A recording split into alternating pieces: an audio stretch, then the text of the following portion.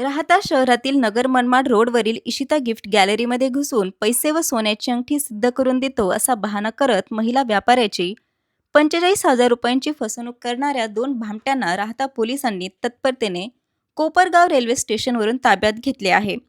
राहता येथील साई दर्शन टॉवरमध्ये इशिता गिफ्ट गॅलरी नावाचे दुकान आहे.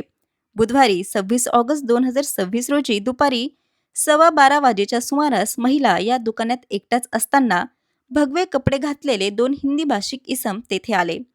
महिला यांनी त्यांना सुरुवातीला 10 रुपये दक्षिणा दिली, परंतु भामट्यांनी त्यांना बोलण्यात गुंतवून गल्ल्यातील पैसे सिद्ध करून देतो असा बहाणा केला.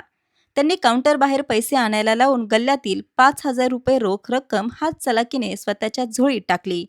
त्यानंतर महिला यांच्या हातातील 40,000 रुपये किमतीची पुष्कराज खडा असलेली 6 ग्रॅम वजनाची सोन्याची अंगठी सिद्ध करण्याच्या बहाण्याने काढून घेतली व पोबारा केला. फसवणूक झाल्याचे लक्षात आल्यानंतर महिलेने गुरुवारी 27 ऑगस्ट 2026 रोजी राहता पोलीस ठाण्यात फिर्याद दिली.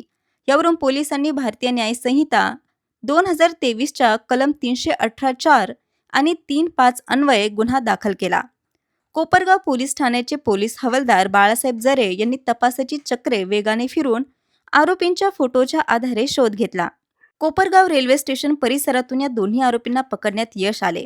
यावेळी पोलीस हवालदार कोरेकर व पंडोरे यांनी राहता पोलीस स्टेशनला आणले असून पोलीस निरीक्षक दीपक सरोद यांच्या मार्गदर्शनाखाली पुढील तपास पोलीस हेड कॉन्स्टेबल अभंग करत आहेत.